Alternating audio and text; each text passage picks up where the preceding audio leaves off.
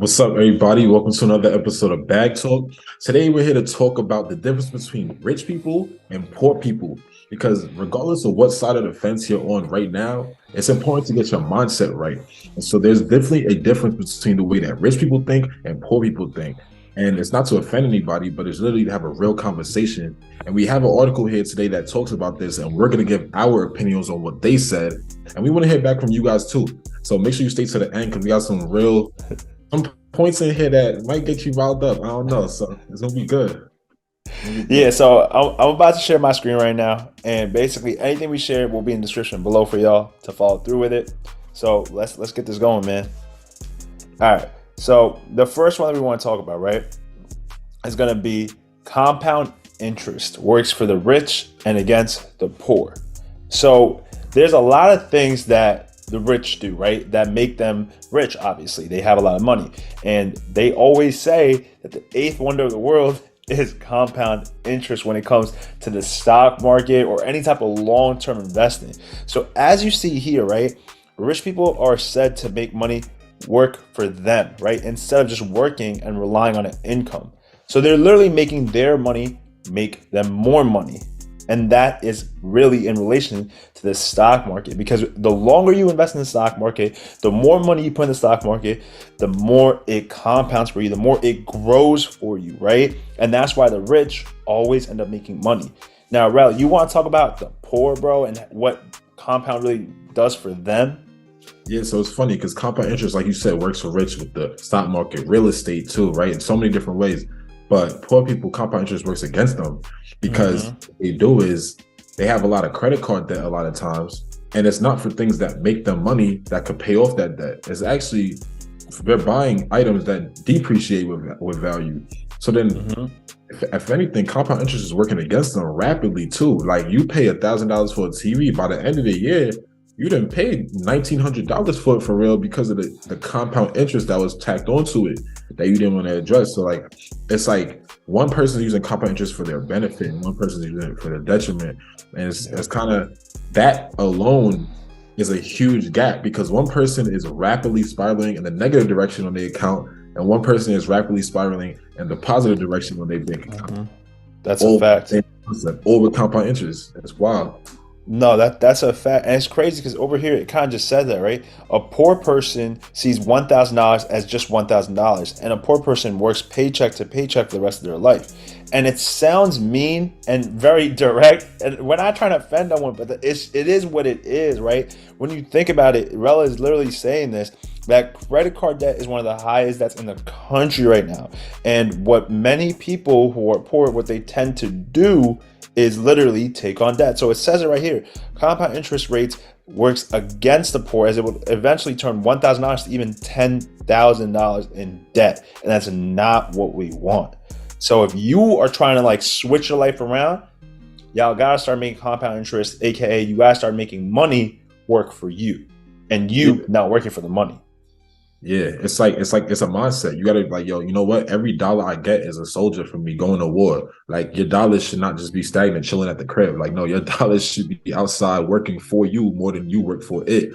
And then also just for anything we say on this episode, I really want everybody to know, like it's definitely not offense. We saying this to help y'all. You know what I'm saying? So like please don't look at it like, oh, these guys are talking down. I'm like, what, bro?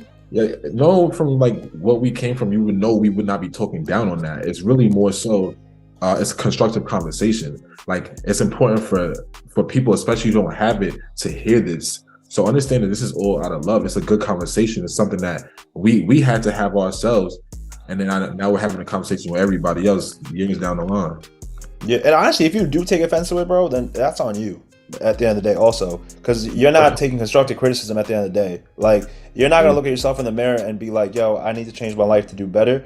That's on you. You know, like if people are telling you this and you're seeing the habits of what the rich have done and where they are, where all successful people are, screw money, right? Just getting your time back in general.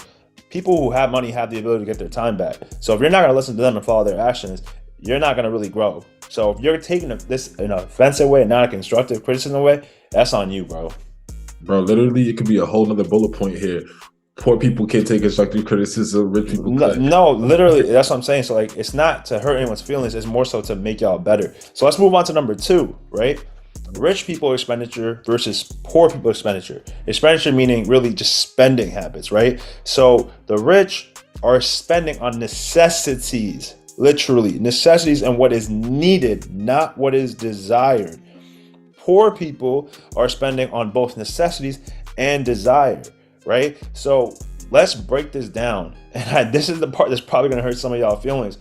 I actually said this on my Instagram story just this week. I was talking about what makes me happy, right? Like what I care about, what I value. And I was like, yo, I value time with family, time with friends, new experiences with both. I like to really try new cuisine. I like to travel and learn about what's going on around me. What I don't value is new clothes and new shoes and looking at other people's pockets. And that's the impulsive spending side of things.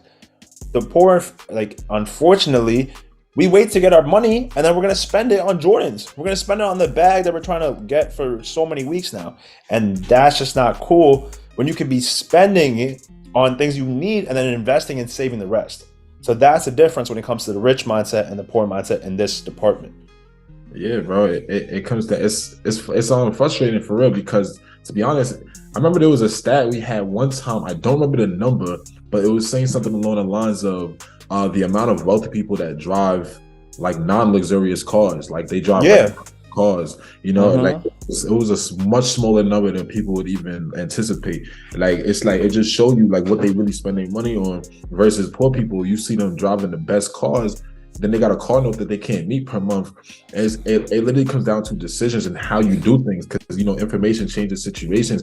Like you can actually buy a car and have it pay for itself, like Newski does with his car business. Like, you know, like there's ways to go about it to where you can still get your desirables, but in a smarter way. Like get things that work for you so you can use your assets to buy your desires. You know what I mean? Yes, bro. And it's crazy you said this because I wish I could really not have experienced what I experienced in the car game, because, bro, like I literally know people who went out to buy a car because they thought they would like it. They thought it would be cloud chasing. They bought the car, they enjoying the car, it's going great for them, and then they realize that to pay X amount per month, and then on top of that, you have to pay insurance, and now they're coming to me being like, yo, like, can we do the business together where you buy my car and make me money? I'm like, hey, I'll take your deal because I know how to flip a car around, but at the same time, I'm going to say no to some people because, bro, you're paying so much money for a car, it doesn't make sense, right? So the whole part of instant gratification, which is hilarious, which is the third bullet, but the part of what you just said is so true, bro. People buy stuff that they cannot afford, aka impulse buying. People gotta realize, like you gotta live below your means until you come up. It is, especially in this time period we enter in 2023. We've seen what just happened in 2022. As far as the economy goes, it's like, yo, you have to live below your means. Why? Like, what are you even really celebrating? You know what I mean? Like, bro, people, oh my God, I hate this. I ask this all the time. When people are like going out, I'm like, yo, what are y'all celebrating? What are you literally celebrating? Bro, and then what they do is like, it's funny, you celebrate this life that you don't even really have. It's all fake, right? And then on Monday morning you wake up and you complain about your circumstances. How are you going to complain about something you're not really actively working to change? What are we doing here? Like you can't have your cake and eat it too. It's either you gonna live below your means, buckle down, get your grind right to get your bag right, or you're gonna like just simply have to live the life that you hate right now. And the crazy part is a lot of people do this. Saturday night, and when I'm saying this out of experience. I've been on the other side. I never want to go back again. Like spending money on Friday night, waking up on Saturday morning, being sick to their stomach, and not looking at the checking account that they just spent money on. They'll do it again Saturday night, right? On Sunday morning, they'll look back and be like, damn, I really spent this much money. Oh my God. But do you really want to go out and then next day check how much you spent? You should have enough to the point where you go out, live your life, and not worry about it because you know you got it. That is real, actual lifestyle that you want to live, not the fake poor lifestyle. So that's enough of number 2, bro, which literally is kind of going to number 3 right here.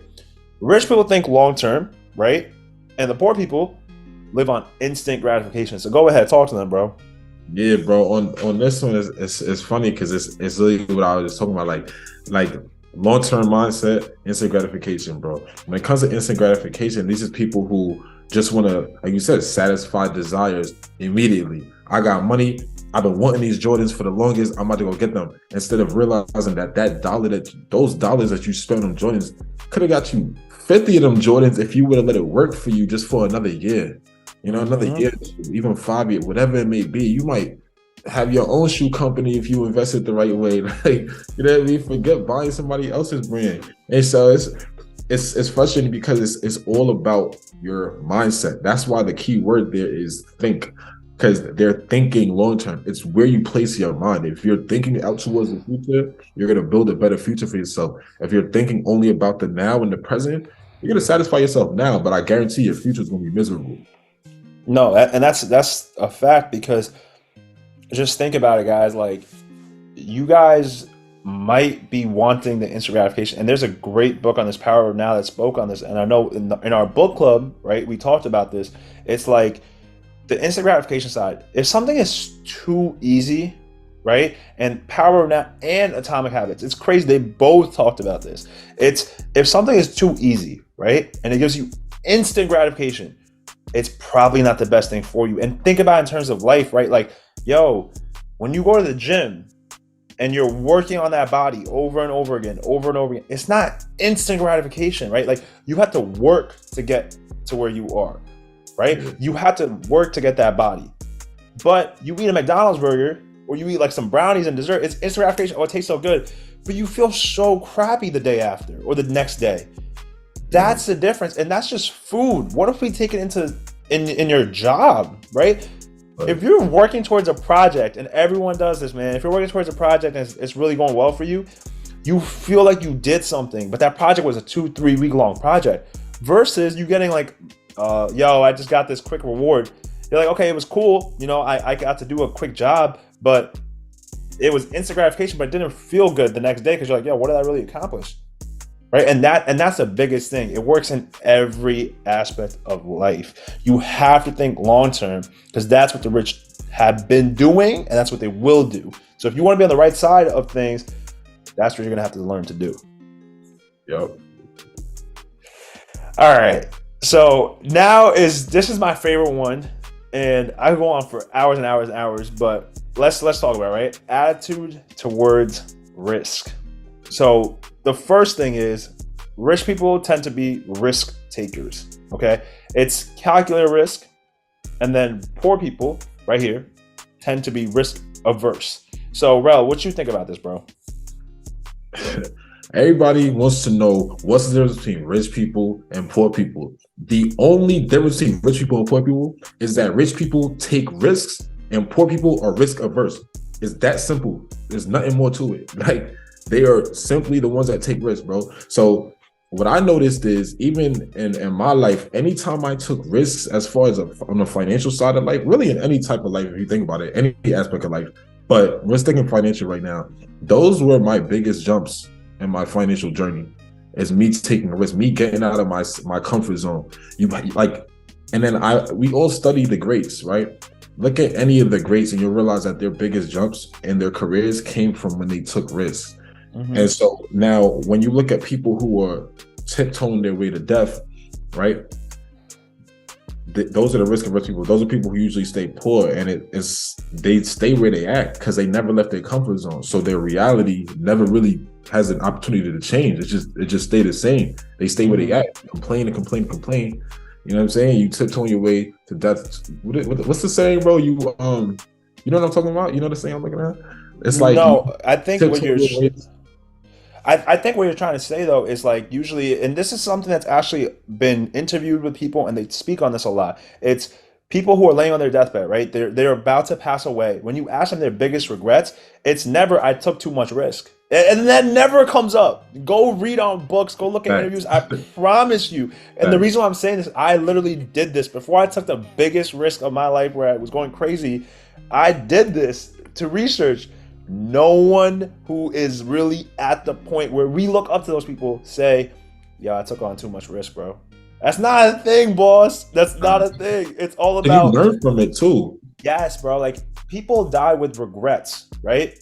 No, and that's the thing. I don't want to die with regrets. I want to die with experiences.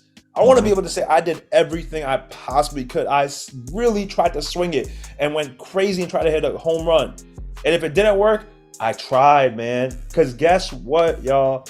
You will always be able to find a job. Always. I don't care if it's the best job in the world or if it's the worst job in the world. A job will be available for you. The thing that people tend to do is when they get fired from a job, it's like, yo, it's all over for me. I can get a new job. No. You can get a new job. You just can't get the same job that you got fired from, and that's destroying your confidence. You're trying to get fired from Google and go to Apple. You get fired from Google and go work at a different company that's just not in the big atmosphere of tech companies. But you don't want to do that. And that's why you're like, yo, I can't do it, man. Bro, it's about taking a risk in life, right? Like for me personally, I took on so much debt and so much risk in the last year. And Rel and I had this conversation January 1st. We said we're starting Bad Talk, bro. We're starting it, bro. We're not YouTube people. We're not social media people. We got to take a risk because if we're going to change our lives, we have to do something that people have not done before. If you want to do things that people have not done before because you want to achieve things people have not done before, you can't look at the average crowd. You cannot. That's not how things work, right? You want to do the extraordinary, you got to look at other people that have done the same thing. Don't look at the average. Don't expect people to understand the average. Average people do not take risk, so you can't relate to those average people, right? Yeah. So that's why if you want to make it, you got to go swing, bro. No, I completely agree. And I remember the quote now. It's actually, they tiptoe through life to arrive safely at death. That's what it is. That's the word. Okay. Got you. Tiptoe through life to arrive safely at death. And that's really what most people do. Just like what you said, bro. Just like what you said. And that's not, I don't want to go on a tangent, but that's just not it, man. If y'all really, really want something, man, if you guys really look up to someone, I don't care who it is in life. Like, Rel and I have mentors that we look up to, whether we virtual mentors or people that we just know in real life. Yo, go study the greats, and you will see that they had to bet on themselves and take a risk. So that's why we want to leave that, man. To me, bro, it's a win-win because your risk will either get you the reward that you wanted, or your risk will teach you enough to get you that reward down the line. So you're going to still learn, even if you quote-unquote fail, it's temporary while you learn the lessons that's necessary to make you successful. So it's a win-win, bro. Bro, man, screw the failing, bro. Screw the failing. Shout out to Rashawn. Like we were just brainstorming, and he literally told me, he's like, yo, we have to fail more this year. Because if we don't fail this year, that means we're not trying as hard and doing new things. I'm not saying you have to do something completely out of your comfort zone to the point where you have no idea what's going to happen. Nah, get out of your comfort zone, but take calculated risks to see what's up. That's the only way. Your failure will lead you to being successful. There is no one in the history of the world that has been successful and not failed. Stop playing it so safe, bro. Y'all have to learn a lesson, man. Stop. I like that. Let's get to the last one. Attitude towards learning, right? So rich people are eager to learn, and then poor people are not eager to learn. So what you think about this? Yeah, this is perfect because I was listening to a podcast earlier. Shout out Dre Baldwin. I was listening to his podcast earlier this morning, and he just spoke about this, bro. He literally was just talking about how people who made it, you look at what they invest into. They invest into their knowledge.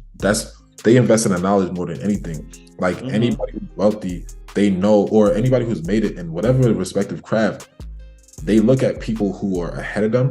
And then they say, how can I get access to the knowledge that they know?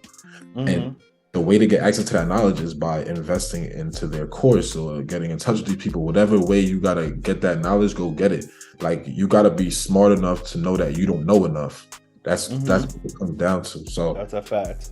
For real, like, I think that's the biggest separator is they're going to go get that knowledge that they don't have, while poor people, a lot of times, like, dang, I don't know this. I don't know how I'm going to start a business. Like, I don't know how to open up an LLC. Like, all right, bro. So, like, what are you going to do about that? You going to just, like, live in that ignorance? Because I think, like there's a difference between, like, being ignorant and then being stupid. I think being stupid is when you know you don't know something and you're accepting your ignorance. Ignorance is, like, everybody's ignorant about something. You stupid when you know you're ignorant about it and you're not making no changes to go and find that answer. That's different. Yeah, I always say, I'm like, you only know what you know, right? So I don't call people stupid or dumb because I'm like, yo, you only know what you know. You probably haven't learned this. But if you're not going to take action to learn it, that's the problem. That's when I have problems with you, right? So it's funny because we were going to make a video. I was going to suggest this to you. And I was like, yo, why don't we make a different video called like, you know, what to do with your first $10,000 or what to do with your first $1,000, right? I was thinking about making that video and I was like, I would tell people to invest it right back in themselves because 1,000 is not going to make money in real estate, in stock market. But if you invest in yourself, like you go and buy courses, you go read books. I hated reading. Yo, people don't understand. Rel and I were not finance people, bro. Like we used to play basketball. We used to be out doing just drills for hours and hours and hours. We would study the game of sports, right? We were talking about girls. We would do all this nonsense. We were not these financial people. We hated reading. And now you'll catch us reading. Now I hear Rel talking about different podcasts that he's listening to and putting me onto it. So it's like we decided to make a mindset change. That's what you guys have to do.